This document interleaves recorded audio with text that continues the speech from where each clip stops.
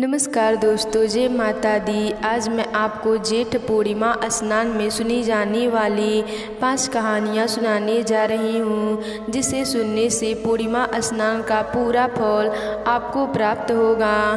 तो प्रेम से बोलिए श्री कृष्ण भगवान जी की जय। और युग में एक समय की बात है कि यशोदा जी ने श्री कृष्ण भगवान से कहा, हे कृष्ण, तुम सारे संसार के उत्तमकर्ता, पोषक तथा उनके संहार करता हो। आज कोई ऐसा व्रत मुझसे कहो जिसके करने से मृत्युलोक में स्त्री को विधवा होने का भय न रहे, तथा यह व्रत सभी मनुष्यों की मनोकामनाओं को पूर्ण करने वाला हो। श्री कृष्ण भगवान कहने लगे, हे माता, तुमने अति सुंदर प्रश्न किया है। मैं तुमसे ऐसे ही व्रत को सविस्तार कहता हूँ। सौभाग्य की प्राप्ति के लिए स्त्रियों को 32 अथवा 32 पूर्णिमाओं का व्रत करना चाहिए। इस व्रत को करने से स्त्रियों को सौभाग्य संपत्ति मिलती है। यह व्रत अचल सौभाग्य को देने वाला और भगवान शंकर के प्रति मनुष्य मात्र की भक्ति को बढ़ाने वाला है। यशोदा जी कहने लगी, हे कृष्ण, सर्वप्रथम इस व्रत को मृत्युलोक में किसने किया था? इसके विषय में सविस्तार पूर्वक मुझसे कहो। श्री कृष्ण जी कहने लगे कि इस भूमंडल पर एक अत्यंत प्रसिद्ध राजा चंद्रहास से पालित अनेक प्रकार के रत्नों से परिपूर्ण कातिका नाम की एक नगरी थी। वहाँ घनेश्वर नाम का एक ब्राह्मण था और इसकी स्त्री अति सुशील रूपवती थी। दोनों ही उस नगरी में बड़े प्रेम के साथ रहते थे। घर में धन धान की कोई कमी नहीं थी। उनको एक बड़ा दुख था, उनके कोई संतान नहीं थी, जिस वजह से वह बहुत दुखी रहते थे। एक दिन एक बड़ा तेजस्वी योगी उस नगरी में आया। वह योगी बाकी सभी घरों से भिक्षा मांगकर भोजन किया करता था, लेकिन उस ब्राह्मण के घर से भिक्षा नहीं मांगा करता था। एक दिन योगी गंगा किनारे भिक्षा मांगकर प्रेम पूर्वक खा रहा था कि घनेश्वर ने योगी को यह सब करते देख लिया। सब कार्य किसी प्रकार से देख लिया। अपनी भिक्षा अनादर से दुखी होकर घनेश्वर योगी से बोले, और सभी के घर से भिक्षा लेते हैं, परंतु मेरे घर की भिक्षा कभी भी नहीं लेते। इसका कारण क्या है? योगी कहने लगा कि आपके धर्म हमें इस बात की आज्ञा नहीं देते, क्योंकि अभी आप गृहस्थ जीवन में एक सुख से वंचित हैं। आपके घर संतान होने पर मैं आपके घर से भी भिक्षा स्वीकार करूँगा। उन्होंने कहा कि जिसे संतान नहीं है उसके घर से भिक्षा लेने से मेरे भी पतित हो जाने का भय है। घनेश्वर यह सब बात सुनकर बहुत दुखी हुआ और हाथ जोड़कर योगी के पैरों पर गिर पड़ा तथा दुखी मन से कहने लगा कि आप मुझे संतान प्राप्ति के उपाय बताइए। आप सर्वज्ञ हैं, मुझ पर अवश्य ही कृपा होगी। धन की मेरे घर में कोई कमी नहीं है, लेकिन मैं संतान न होने के कारण अत्यंत दुखी हूँ। आप मेरे इस दुख का हरण कीजिए। यह सुनकर योगी कहने लगे, तुम चंडी की आराधना करो। घर पहुंचकर उन्होंने यह सारी बातें अपनी पत्नी को बताई और खुद वन में चला गया। वन में पहुंचकर उसने चंडी की आराधना और उपवास किया। चंडी ने 16 दिन उसको सपने में दर्शन दिए और कहा कि हे घनेश्वर, जा तेरे पुत्र होगा, लेकिन उसकी आयु सिर्फ 16 वर्ष की होगी। 16 वर्ष की आयु में ही उसकी मृत्यु हो जाएगी। अगर तुम दोनों स्त्री और पुरुष 32 पूर्णिमाओं का व्रत करोगे तो वह दीर्घायु हो जाएगा। जितनी तुम्हारी सामर्थ्य हो उतने आँचे के दिए जलाकर शिव जी की पूजन करना, लेकिन पूर्णमासी 32 ही होनी चाहिए। सुबह होती ही तुम्हें इस स्थान के पास एक आम का पेड़ दिखाई देगा। उस पर चढ़कर एक फल तोड़कर अपने घर चले जाना। अपनी स्त्री का इस बारे में बता देना। सुबह स्नान होने के बाद वह स्वच्छ होकर शंकर जी का ध्यान करके उस फल को खा ले। तब शंकर भगवान की कृपा से उसको गर्भ हो जाएगा।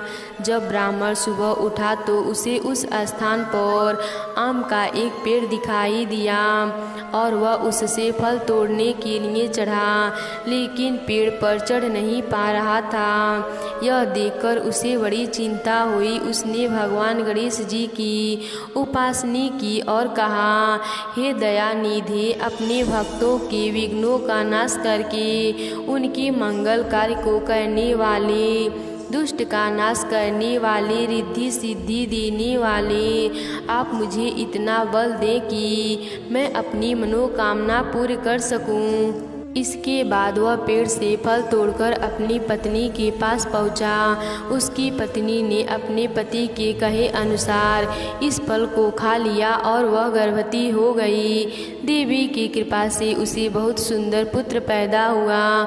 उसका नाम देवी दास रखा गया। भगवान की कृपा से बालक बहुत ही सुंदर था, सुशील और पढ़ाई लिखाई में भी बहुत ही निपुण था।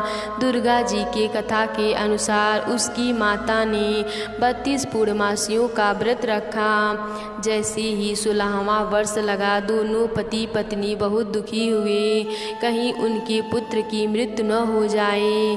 उन्होंने सोचा कि अगर उनके सामने यह सब हुआ तो वह कैसे देख पाएंगे। तभी उन्होंने देवी दास के मामा को बुलाया और 1 वर्ष के लिए देवी दास को काशी में पढ़ने के लिए भेज दिया। 1 वर्ष के बाद उसे वापस लेकर आ जाना। देवी दास अपने मामा के साथ एक घोड़े पर सवार होकर चल दिया। उसके मामा को भी यह बात पता नहीं था। दोनों पति पत्नी ने 32 पूर्णमासियों का व्रत किया। दूसरी तरफ मामा और भांजा दोनों रात गुजारने के लिए रास्ते में एक गांव में रुके। उस दिन उस गांव में ब्राह्मण की कन्या का विवाह होने वाला था। जिस धर्मशाला में वर और बारात के बाकी लोग रुके हुए थे, उसी धर्मशाला में देवी दास और उसका मामा ठहर गए। उधर कन्या को तेल आदि चढ़ाने के बाद जब लग्न का समय आया तो वर की तबीयत खराब हो गई। वर के पिता ने अपने परिवार वालों से विचार विमर्श करके कहा कि यह देवी दास मेरे पुत्र जैसा ही है, मैं इसके साथ लगन करा दूंगा और बाद में बाकी सारे काम बेटे से करा दूंगा। ऐसे कहने के बाद वर के पिता देवी दास को मांगने के लिए उसके मामा के पास गए और उन्हें सारी बात बताई। मामा ने कहा कि कन्यादान में जो कुछ भी मिलेगा वह हमें दे दिया जाए। वर के पिता ने बात स्वीकार कर ली। इसके बाद देवी दास का विवाह कन्या के साथ संपन्न हो गया। इसके बाद वह अपनी पत्नी के साथ भोजन करने चला गया और मन में विचार करने लगा कि न जाने यह किसकी पत्नी होगी। यह सोचकर उसकी आंखों में आंसू आ गए। तब वधू ने पूछा कि क्या बात है, आप उदास क्यों हैं? तब उसने सारी बातें पत्नी को बता दी। तब कन्या कहने लगी, यह ब्रह्म विवाह के विपरीत है। आप ही मेरे पति हैं, मैं आपकी ही पत्नी रहूंगी, किसी अन्य की कभी नहीं। तब देवी दास ने कहा, ऐसा मत करिए, क्योंकि मेरी आयु बहुत कम है, मेरे बाद आपका क्या होगा। लेकिन उसकी पत्नी नहीं मानी और बोली, स्वामी आप भोजन कीजिए। दोनों रात में सोने के लिए चले गए। सुबह देवी दास ने पत्नी को 4 नगों से जड़ी एक अंगूठी दी और एक रुमाल दिया और बोला कि हे प्रिय, इसे लो और संकेत समझकर स्थित चिंत हो जाओ। मेरे मरण और जीवन जानने के लिए एक पुष्प वाटिका बना लो, उसमें सुगंधित वाली एक नवमल्लिका लगा लो, उसको प्रतिदिन जल से सींचा करें और आनंद के साथ खेलो कूदो। जिस समय और जिस दिन मेरा प्राणतः होगा उस दिन यह फूल सूख जाएंगे। जब यह फिर से हरे भरे हो जाएं तो जान लेना मैं जीवित हूँ। यह समझाकर वह वहाँ से चला गया। इसके बाद जब वर और बाकी बाराती मंडप में आए तो कन्या ने उसे देखकर कहा कि यह मेरा पति नहीं है, मेरे पति वह हैं जिनके साथ मैंने रात बिताई। इसके साथ मेरा विवाह नहीं हुआ है। अगर यह वही है तो यह बताए कि मैंने इसके क्या दिए हैं। साथ ही कन्यादान के समय के आभूषण मिले उन्हें दिखाए। कन्या की यह सारी बातें सुनकर वह कहने लगा कि मैं यह सब नहीं जानता। इसके बाद सारी बारात भी अपमानित होकर लौट गई। भगवान कृष्ण बोले, हे माता, इस प्रकार देवी दास काशी चला गया। कुछ समय बाद जब बीत गया तो एक सर्प उसको डसने के लिए वहाँ आया, लेकिन वह उसको काट नहीं पाया क्योंकि उसकी माता ने पहले ही 32 पूर्णिमा का व्रत कर लिए थे। इसके बाद खुद काल वहाँ पहुँचा। भगवान की कृपा से तभी वहाँ से माता पार्वती और भगवान गणेश गए। देवी दास को मूर्छित दशा में देखकर माता पार्वती ने भगवान शिव जी से प्रार्थना की कि हे महाराज, इस बालक की माता ने पहले ही 32 पूर्णिमा के व्रत कर लिए हैं, आप इसको प्राण दें। भगवान शिव ने माता पार्वती के कहने पर उसे प्राण दान दे दिए। उधर उसकी पत्नी उसके काल की प्रतीक्षा कर रही थी। उसकी पत्नी ने जाकर देखा कि पुष्प और पत्र दोनों ही नहीं हैं तो उसको बहुत आश्चर्य हुआ। और जब उसने देखा कि पुष्प वाटिका फिर से हरी हो गई है तो वह समझ गई कि उसका पति जिंदा हो गया है। इसके बाद वह बहुत ही प्रसन्न होकर अपने पिता से कहने लगी कि मेरे पति जीवित हैं, उनको ढूंढिए। जब 16वां वर्ष व्यतीत हो गया तो देवी दास भी अपने मामा के साथ काशी चल दिया। इधर उसकी पत्नी के परिवार वाले उसे ढूंढने के लिए जा ही रहे थे कि उन्होंने देखा कि देवी दास और उसका मामा उधर से ही आ रहे थे। उसको देखकर उनके ससुर बहुत प्रसन्न हुए और उसे अपने घर ले आए। वहाँ सारा वर इकट्ठा हो गए और कन्या ने भी उसे पहचान लिया। देवी दास ने इसके बाद अपनी पत्नी और मामा को लेकर वहाँ से चल दिया, जिसके ससुर ने भी उसे बहुत धन दहेज दिया। जब वह अपने घर की तरफ चल रहा था तो उसके माता पिता को लोगों ने खबर कर दी, तुम्हारा पुत्र देवी दास अपनी पत्नी और मामा के साथ आ रहा है। ऐसा समाचार सुनकर पहले तो उन्हें विश्वास नहीं हुआ, लेकिन जब देवी दास आया और उनके अपने माता पिता के पैर छुए तो देवी दास के माता पिता ने उनका माथा चूमा और दोनों को अपने सीने से लगा लिया। दोनों के आने की खुशी में घनेश्वर ने बहुत दान दक्षिणा और ब्राह्मणों को भोजन कराया। श्री कृष्ण जी कहने लगे कि इस तरह घनेश्वर को 32 पूर्णिमाओं का व्रत के प्रभाव से संतान प्राप्ति हुई। जो स्त्री इस व्रत को करती हैं वह जन्म जन्मांतर तक वैधवा का दुख नहीं भोगती हैं और सदैव सौभाग्यवती रहती हैं। यह मेरा वचन है। यह व्रत संतान देने वाला और सभी मनोकामनाओं को पूरा करने वाला है। तो प्रेम से बोलिए श्री कृष्ण भगवान जी की जय, शिव जी की जय। एक गांव में एक ब्राह्मण और ब्राह्मणी रहा करते थे।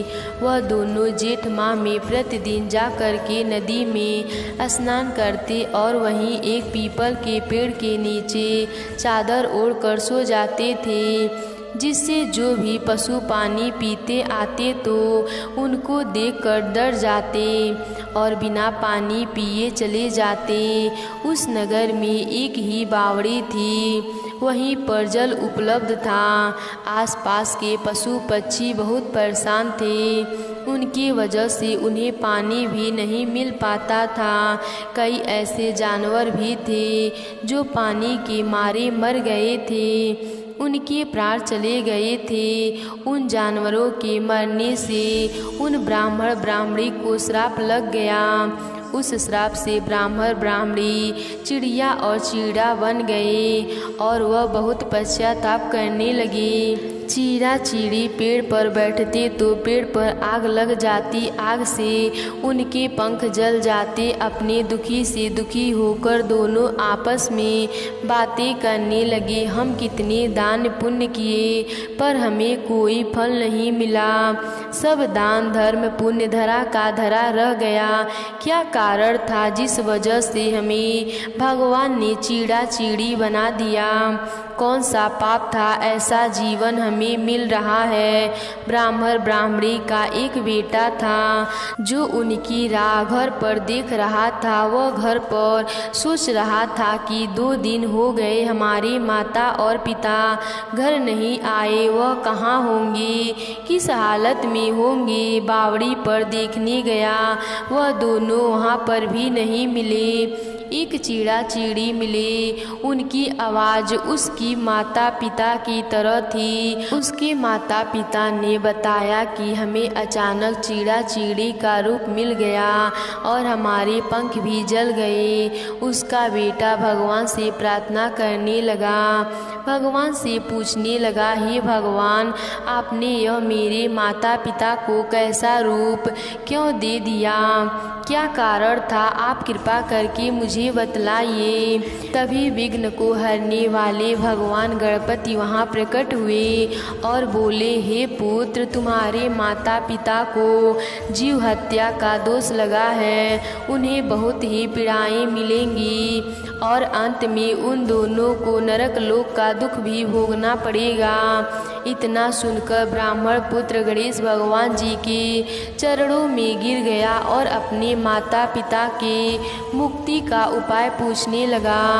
तब विघ्न विनायक भगवान गणेश जी ने कहा, अभी जेठ का महीना चल रहा है, तुम रोज सुबह स्नान करो, सूर्य भगवान को जल अर्पित करो, तुलसी बड़ पीपल सींचो, सभी जीवों को पानी पिलाओ, स्वस्थ करो, जल का दान करो। इस प्रकार पूरे महीने नियम से करने के बाद अपने किए गए पुण्य को अपने माता पिता को अर्पण कर दो।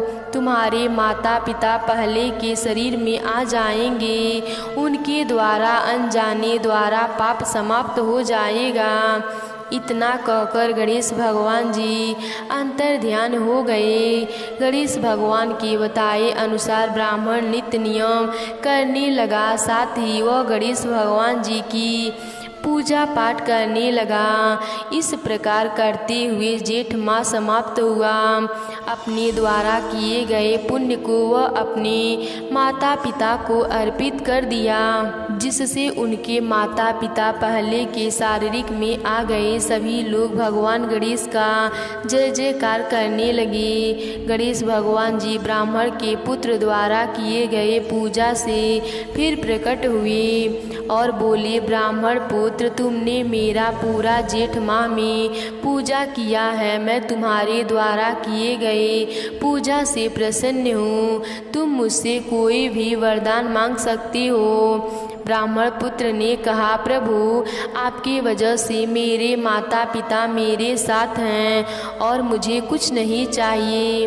गणेश भगवान जी प्रसन्न होकर कहा कि हे पुत्र, तुमने अपने निस्वार्थ भाव से पूजा अर्चना किया है, मेरा आशीर्वाद सदैव तुम्हारे साथ रहेगा। तुम वेदों के ज्ञाता बनोगे और जो भी मनुष्य मेरे और तुम्हारे इस कथा को कहेगा या सुनेगा, उसके घर में रिद्धि सिद्धि का वास होगा। इतना कहकर भगवान गणेश जी वहाँ से अंतर ध्यान हो गए। तो प्रेम से बोलिए गणेश भगवान जी की जय।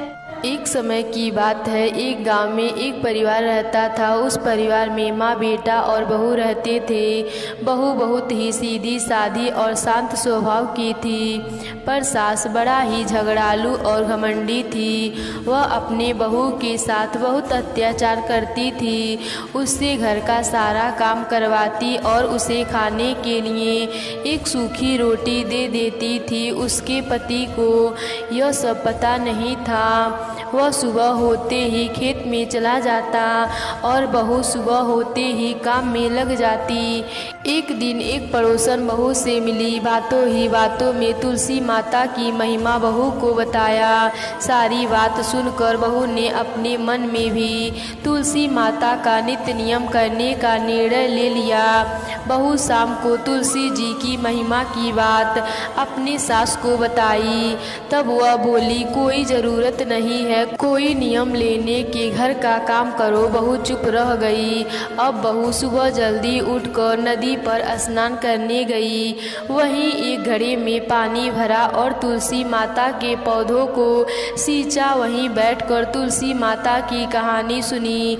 बहू यही नियम पूरे महीने करने का ले लिया। सास के जागने से पहले बहू घर आ जाती।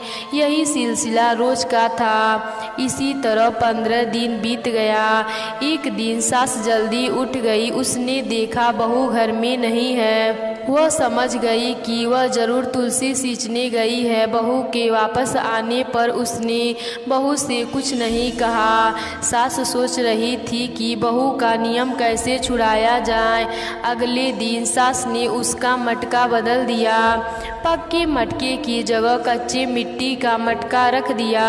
सुबह अंधेरे में बहू कच्चे मिट्टी का मटका लेकर नदी पर गई। बहू ने स्नान किया, फिर उसमें मटके में जल भरने के लिए जैसे ही मटका नदी में डुबोया, मटका गल गया और सारी मिट्टी बह गई। बहू यह देखकर रोने लगी। वह तुलसी माता के पास जाकर रोने लगी और रोते रोते बोली, हे तुलसी माता, आज मेरे नियम टूट गए, मुझे क्षमा कर दीजिए। तभी तुलसी माता प्रकट होकर बोली, तुमने आज जल के स्थान पर अपने आंसुओं से सींचा है, तुम्हारा नेम पूरा हो गया। तब बहू ने कहा, माता, मैं कल कैसे जल लेकर आऊंगी? यदि मेरी सास को पता चला कि मैंने मटका नदी में बहा दिया है तो वह बहुत गुस्सा होंगी। तब तुलसी माँ ने उसे सोने का एक मटका दिया, जिसे लेकर बहू खुशी खुशी घर आ गई। सास के पूछने पर उसने सारी बात बताई। सास बहुत खुश हुई। उसने अपने बहू से कहा, सोने के मटके में यदि जल लेकर जाओगी तो गांव वाले इसे छीन लेंगे। तू कल फिर जाकर तुलसी माता से रो रो कर दूसरा मटका मांग लेना। बहू बहुत ही सीधी सादी थी। वह अगले दिन तुलसी माता के पास जाकर फिर रोने लगी। तुलसी माता के पूछने पर उसने सारी बात बताई। तब तुलसी माँ ने उसे एक चांदी का मटका दिया। बहू चांदी का मटका लेकर घर आ गई, लेकिन उसकी सास ने वह भी रख लिया और अपने बहू से फिर अगले दिन रोने को कहा। बहू सास के डर से फिर तुलसी माँ के पास बैठकर रोने लगी। तुलसी माँ आकर पूछा, क्यों रो रही हो? बहू ने सारी बात बताई। तुलसी माँ ने कहा, तेरी सास की लालच कभी खत्म नहीं होगी, तू आज मिट्टी का मटका लेके जा। यह कहकर तुलसी माँ ने उसे मिट्टी का मटका दे दिया। बहू जब घर आई तो उसकी सास गुस्सा हुई। उसने कहा, तेरी तुलसी के पास बस इतना ही धन है, जिसके पास कुछ नहीं है उसे जल से सींचने से क्या लाभ? लेकिन बहू ने सास की बात नहीं मानी और पूरे महीने सास से छुपकर नदी में स्नान करती और तुलसी को सींचती। महीना समाप्त होने पर एक दिन छुपाए हुए दोनों घड़े को सास ने देखा। वह कच्चे मिट्टी के बन गए। यह देखकर सास बहू को बुरा भला कहने लगी। तभी तुलसी माता वहाँ प्रकट हुई। उन्होंने कहा, तुमने लालच और घमंड में बहुत पाप किए हैं। इसीलिए तुम्हारे छूने से यह मटके मिट्टी के बन गए। जैसे बोओगी वैसे ही फल काटोगी। सास की आंखें खुल गई। वह बहू से तुलसी माता से माफ़ी मांगने लगी। तुलसी माँ ने उसे क्षमा कर दिया और खुश रहने का आशीर्वाद दिया। तुलसी माता के कृपा से दोनों घड़े सोने के हो गए। हे तुलसी माता, जैसे आपने बहू पर कृपा की वैसे ही सब पर करना। तो प्रेम से बोलिए तुलसी माता की जय। नारद मुनि पृथ्वी पर भ्रमण करते हुए धर्मराज युधिष्ठिर के सभा में पहुँचे। राजा युधिष्ठिर नारद मुनि को देखकर प्रणाम किया और नारद मुनि का स्वागत सत्कार किया और पूछने लगे कि हे मुनि श्रेष्ठ, जेठ माह के निकट आया है। इस माह में किस देव का पूजन करने में अत्यधिक पुण्य की प्राप्ति होती है? धर्मराज युधिष्ठिर की बात सुनकर नारद मुनि ने कहा कि इस महीने में ब्रह्म मुहूर्त में उठकर स्नान आदि से निवृत्त होना चाहिए और पीपल तुलसी सींचना चाहिए। साथ ही भगवान शिव जी का मन वाणी द्वारा स्तुति करता है, वह शिव लोक को प्राप्त होता है। नारद मुनि अपनी बात जारी रखते हुए एक कथा सुनाते हैं। प्राचीन समय की बात है कि एक ब्राह्मण था। वह न तो देवों का पूजन करता, न दान दक्षिणा ही देता था तथा सारे पाप कर्म में लगा रहता था। उसकी संगति खराब हो गई। सारे दिन मित्रों के साथ इधर उधर बैठा रहता था तथा घूमता रहता था, न कोई काम काज करता था। इसके विपरीत इसके पिता श्रेष्ठ आचरण के मानने वाले तथा धार्मिक प्रवृत्ति के थे। उसकी दान धर्म में रुचि थी। इस कारण उसका विवाह एक अच्छे कुल में संपन्न हुआ। उसकी पत्नी का नाम लक्ष्मी था। वह धर्म में रुचि रखने वाली और सदैव भगवान भोलेनाथ का ध्यान करती तथा भगवान भोलेनाथ का पूजन किया करती थी और अपने पति को खूब समझाती, पर वह न मानता। इस तरह समय बीतने पर उसकी पत्नी की मृत्यु हो गई। उस समय जेठ माह चल रहा था। उसकी मृत्यु होने पर भगवान भोलेनाथ के पार्षद उसे शिवलोक में ले गए। उसकी सेवा पूजा भक्ति से प्रसन्न होकर भगवान भोलेनाथ ने कहा कि हम तुम्हारी पूजा भक्ति और सेवा से बहुत प्रसन्न हुए हैं, इसीलिए तुम एक वरदान मांग लो। तब उसने एक वरदान मांगा, हे प्रभु, यदि आप मुझे वरदान देना चाहते हैं तो मेरे पति को भी मेरे पूजा के प्रभाव से शिवलोक में जगह दे दें। तब भोलेनाथ ने तथास्तु कहा और जेठ माह में पूजा के फल से दोनों पति पत्नी शिवलोक में निवास करने लगे। तो प्रेम से बोलिए शिव जी की जय।